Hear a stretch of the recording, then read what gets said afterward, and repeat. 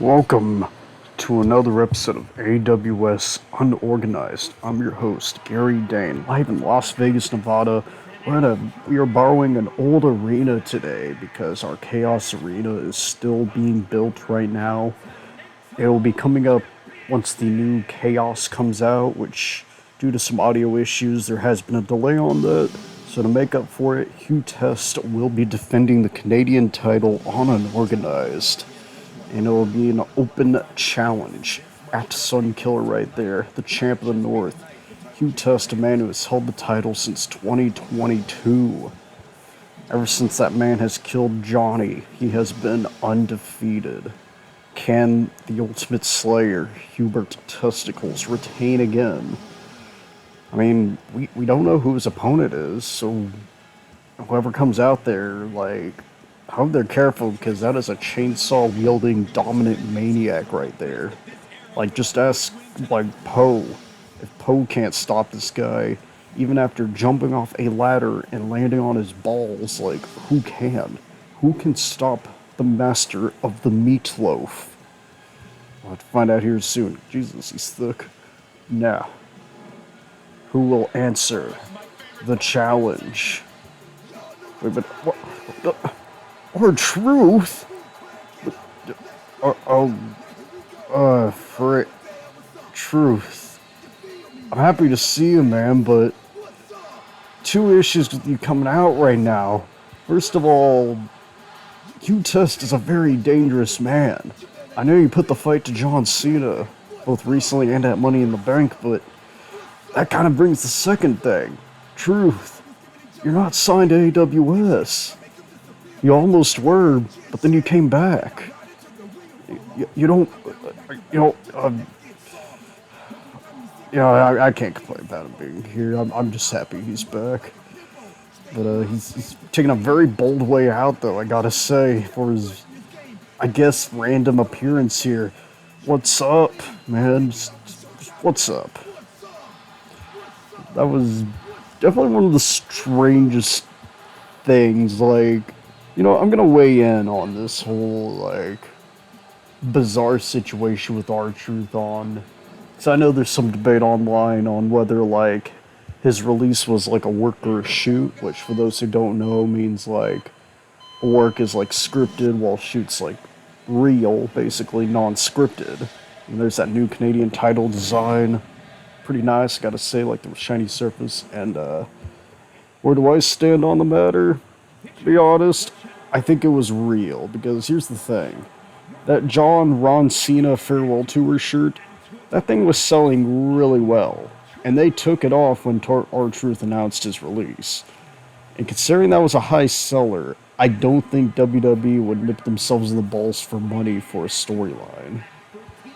Keep in mind too, they sold Vladimir Kozlov shirts for years after he was released, for example, which I know that was a different time period, but I'm just saying, usually when WWE wipes out your merch that quickly, that's a genuine, they wouldn't do that for a scripted release, I don't think. So that's the side I believe right there, is that I think enough people stood for him, which honestly, I think it's probably a good lesson to take from this episode, too. Holy shit, nice flying wheel kick. Is that a positive attitude and, a good relationship with people, that can come back to help you right there. And the support R-Truth rightfully got should be very good proof of that, of how far a good attitude can go. And that's a good way to live. Foot DDT, which I will say is a smart move, because that could weaken Hugh Test's chainsaw kick, that spinning bro kick that he likes to do. As Truth walks on his balls and kicks him, what is up?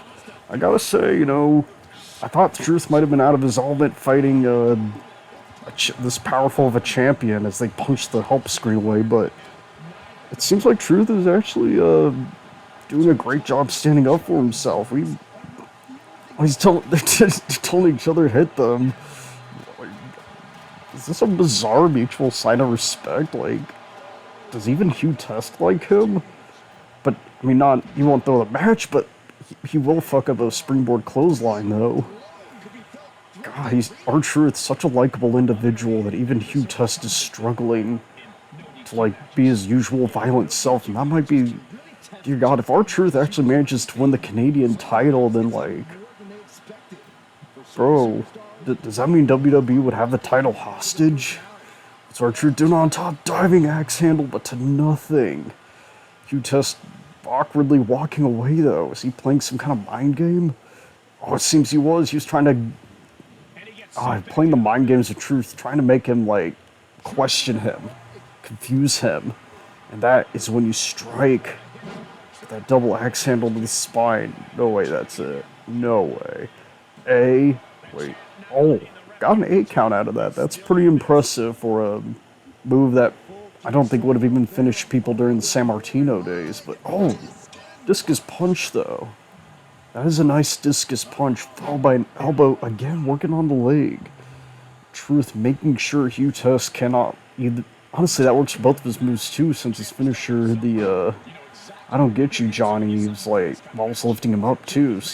Truth going for a baseball slide into Hugh Test's head. That was like a reverse suicide dive. That was a very unique move by R-Truth, I gotta say. And follows up with a very nice flapjack, I gotta say. That would make Royalton proud. Truth dragging Hugh Test. What does he have in mind? Oh, you can't. Oh, almost paying tribute to his former childhood hero, but he dodges the chainsaw kick and takes him down, wrestling style. And he pins the Hugh. Hey, no. He's shown some great offense, but not enough to avoid this. Ooh, kind of a scraping chainsaw kick, modified version of it. And he springboards him into that devastating crossface. That new finisher that he's been pretty fond of using lately. Is this gonna be enough? R-Truth taps out. Powerful display by Hugh Test, you know. R-Truth had some pretty solid offense. And some very unique offense too, but that springboard leg drop from earlier, that scraping chainsaw kick, it seemed like, even though Hugh Test didn't get a ton of moves in the match, every move that he did get in counted. And I think that's part of why he is such a powerful champion for the company here. Look at that, the way he wrenches him. That new submission might make him even more devastating, honestly. This is his second match in a row, and wait, this is a new victory for him. What's he doing here? Usually, oh, God, get your face off his hand, you freak. Come on. That just wasn't right, Hugh. That was just disrespectful. What a bastard.